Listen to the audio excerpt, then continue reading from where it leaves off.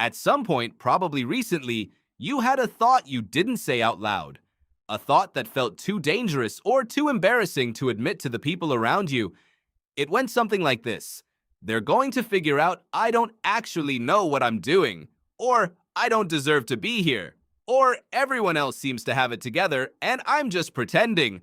If you've had that thought, you are in extraordinarily good company. Not just with other people who struggle or who lack confidence. With some of the most accomplished, capable, respected people who have ever lived. With researchers, surgeons, executives, artists, professors, writers, and scientists who, from the outside, look as though they have everything figured out, and who, from the inside, feel constantly on the verge of being exposed as frauds.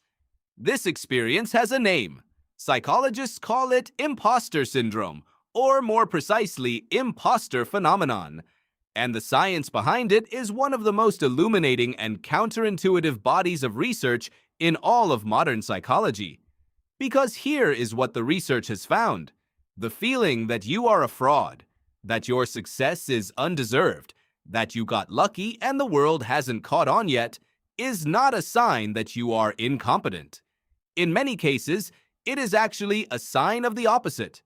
The people most likely to experience severe imposter syndrome are often the most genuinely capable people in the room. The least competent people, by contrast, tend to feel the most confident. This inversion, this cruel reversal where competence generates doubt and incompetence generates certainty, is one of the most consistent and important findings in the psychology of self-assessment. And understanding it properly might change how you interpret your own inner voice for the rest of your life. Let's start at the beginning. In 1978, two clinical psychologists at Georgia State University, Pauline Clance and Suzanne Imes, published a paper that would eventually be cited thousands of times and change the way the psychological community understood high achievement. They had been working with a group of high-achieving women who, by any external measure, were extraordinarily successful. Advanced degrees, prestigious positions, significant accomplishments. And they noticed something remarkable. Despite all external evidence of their success, these women were convinced, deeply and persistently, that they had fooled everyone, that their achievements were the product of luck, timing, charm, or some elaborate mistake, not of genuine ability. Clance and Imes called this the impostor phenomenon. The word they chose was deliberate, not imposter syndrome, though that phrase became more common later. Phenomenon. Because what they were describing wasn't a disorder or a pathology, it was an experience. A widespread, specific, recognizable psychological experience that existed independently of actual competence. Their original paper focused specifically on women, particularly because of the cultural context they were researching in, a period when women entering high-achievement fields were genuinely treated as anomalies, their accomplishments often attributed by others to luck or gender rather than ability. The imposter feeling was partly a rational response to an environment that was constantly implying they didn't belong. But as the research expanded over the following decades, it became clear that imposter phenomenon was far from limited to any particular group. Studies found it in men and women at similar rates, though the way it was expressed sometimes differed. They found it across professions, cultures, and educational levels. A 2020 review of the existing literature estimated that roughly 70% of people experience significant imposter phenomenon at some point in their lives. 7 out of 10 people. If you're in a room of 10 people, statistically, 7 of them have had the thought that they don't really deserve to be where they are. And here is the finding that should make you stop and sit with it for a moment. The experience tends to be most intense, not in people who are struggling, but in people who are performing exceptionally well. To understand why this happens, you need to understand the Dunning-Kruger effect. In 1999, 2 Cornell University researchers, David Dunning and Justin Kruger, published a paper that became one of the most cited and discussed findings in social psychology. Their central observation was this: people who lack competence in a domain also tend to lack the metacognitive ability to recognize their own incompetence. In other words, knowing how bad you are at something requires knowing enough about that thing to evaluate it. And if you don't know enough, you can't accurately assess how much you don't know. The result is a consistent pattern that has now been replicated across dozens of studies and domains. Novices consistently overestimate their own competence. They rate themselves as above average when they are significantly below average. They can't see the gap between where they are and where genuine mastery lies, because seeing that gap requires the very knowledge they lack. Now flip this around. As competence genuinely increases, as a person develops real skill and real knowledge, something interesting happens. They begin to see the gap more clearly. They understand what mastery actually requires. They can see all the ways their performance still falls short of it. And because they can now accurately perceive the distance between where they are and where genuine excellence sits, they often feel less certain, not more. This is the competence-confidence inversion. The most skilled people are often the most aware of their limitations. The least skilled people are often the most confident.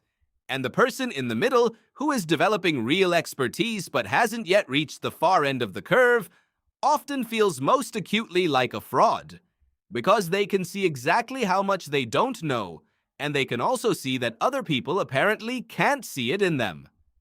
There is a piece of research that captures this dynamic almost perfectly. Studies on expert chess players have found that the stronger the player, the more uncertain they tend to feel during difficult games. Grandmasters, the most accomplished players in the world, often report feeling deeply uncertain about their moves in complex positions. Beginners report feeling certain about moves that are objectively terrible. The Grandmaster's uncertainty isn't weakness. It's the product of genuinely understanding how complex the game is. The beginner's certainty is the product of not understanding that at all. The same pattern appears in medicine, in writing, in science, in music, in virtually every domain where genuine expertise has been studied. The people who are earliest in their development tend to feel most confident.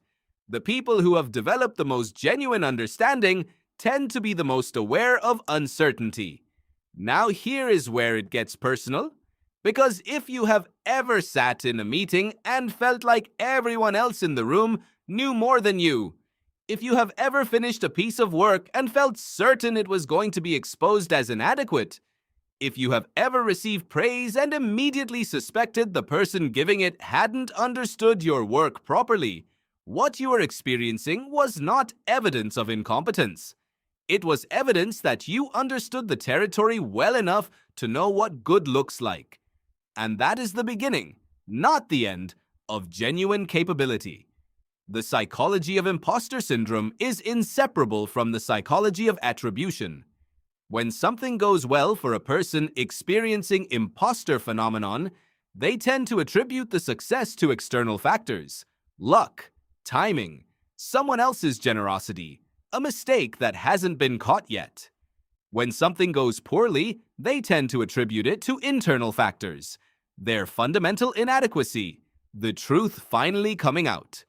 Psychologists call this asymmetric attribution. Normal attribution bias actually works in the opposite direction for most people, who tend to attribute success to their own ability and failure to external circumstances. People with strong imposter phenomenon have inverted this pattern. Every success is luck. Every failure is proof. This attribution pattern has consequences beyond simply feeling bad. It prevents the normal process by which humans update their self-concept in response to evidence. A person without imposter syndrome who succeeds will, over time, revise upward their estimate of their own capability. A person with strong imposter syndrome may succeed repeatedly and never revise their self-assessment at all, because they have a psychological mechanism that systematically discounts the evidence of their competence. This is one reason imposter syndrome doesn't go away on its own simply by achieving more. More achievement doesn't update the self-model if the achievement keeps getting attributed to luck. The person can accumulate years of success and still feel like a fraud because none of the success has been allowed to count as genuine evidence of ability. The fraud narrative keeps moving the goalposts. When I get promoted, I'll feel legitimate. When I finish the degree, I'll feel like I belong. When I publish the paper, when I get the award. And then each of those things happens. And the narrative shifts. Yes, but. This is why understanding the mechanism matters more than accumulating more achievements. More achievements won't fix imposter syndrome. Understanding what's happening to your attribution process might. There are several specific patterns that psychologists have identified as particularly common in people experiencing imposter phenomenon. The first is what Clance called the imposter cycle. It typically begins with a new task or challenge. The person feels intense anxiety about their ability to perform it. They respond to that anxiety in one of two ways. They either work excessively hard, over-preparing in an attempt to prevent failure, or they procrastinate, avoiding the anxiety by delaying engagement. In either case, they eventually complete the task, usually successfully. And then something predictable happens. If they over-prepared, they attribute the success to the extra effort rather than to their ability. Of course it went well. I stayed up all night. If they procrastinated and still succeeded, they attribute it to luck. I got away with it this time. The success is discounted. The anxiety returns for the next challenge. The cycle repeats. The second pattern is related to what researchers call the Superman or Superwoman effect. People with imposter syndrome often feel that they need to be not just competent, but exceptional, not just adequate, but the best, in order to justify their presence. They set impossible internal standards, standards that can never actually be met, because the standard is essentially being perfect at everything at once. When they inevitably fail to meet this standard, it confirms the narrative. You see, I don't belong here. What they haven't examined is that nobody else is meeting this standard either. They have created an internal benchmark that is simply not achievable, and they are the only person holding themselves to it. The third pattern is the expert knowledge trap. Many people with imposter syndrome avoid situations where they might be recognized as an authority or expert, specifically because they are acutely aware of everything they don't know within their domain. They feel that if someone really engaged with the limits of their knowledge, the gaps would be immediately obvious. What they fail to recognize is that the awareness of those gaps is itself a mark of genuine expertise. A person who is truly expert in a field is almost always more aware of the field's unresolved questions and their own knowledge limits than someone who is less expert. The beginner doesn't know what they don't know. The expert does. And the expert experiences that knowledge of their own limits as evidence against themselves, when it is actually evidence for. One of the most important and counterintuitive findings in this literature is the relationship between imposter syndrome and high-stakes environments. You might expect that as a person achieves more, moves into more prestigious roles, and is surrounded by more accomplished peers, imposter syndrome would diminish. In fact, the research consistently shows the opposite. Imposter syndrome tends to intensify in high-achieving environments. The person who felt relatively confident in a less competitive context can move into a more selective environment and suddenly feel like the least competent person in the room, because now they're surrounded by highly capable people and the comparison shifts. This is a particularly cruel feature of the phenomenon.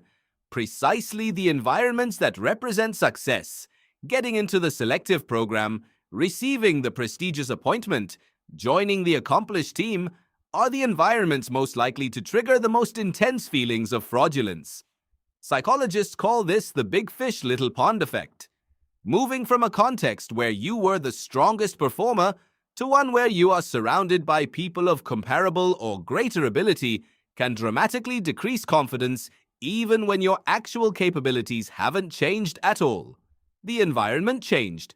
Your self-assessment plummeted, but you're the same person you were yesterday. This has a practical implication that is almost never discussed.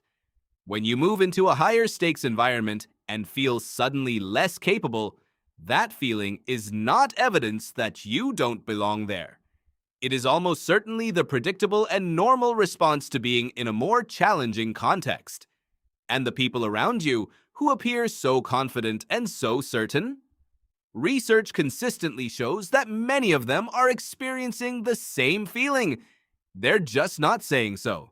Because nobody says so. Because it feels too dangerous to admit. Because you might give away the game.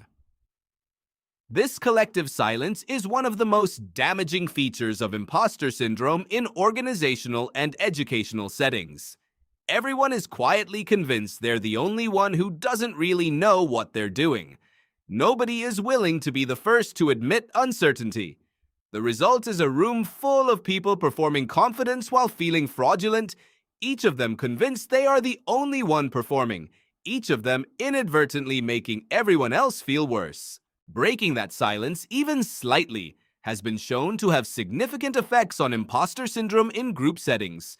When a leader or peer acknowledges uncertainty, admits to not knowing something, or describes their own experience of feeling unqualified, it gives permission to others to acknowledge their own experience.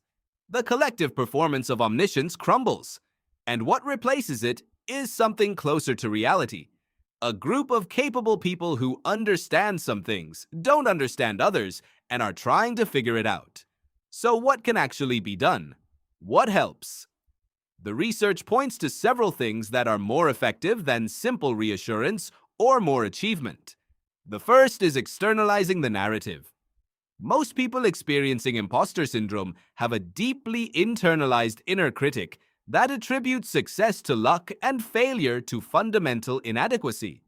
One of the most effective interventions is simply learning to recognize that voice as a separate entity with a consistent and identifiable pattern rather than as the objective truth about yourself.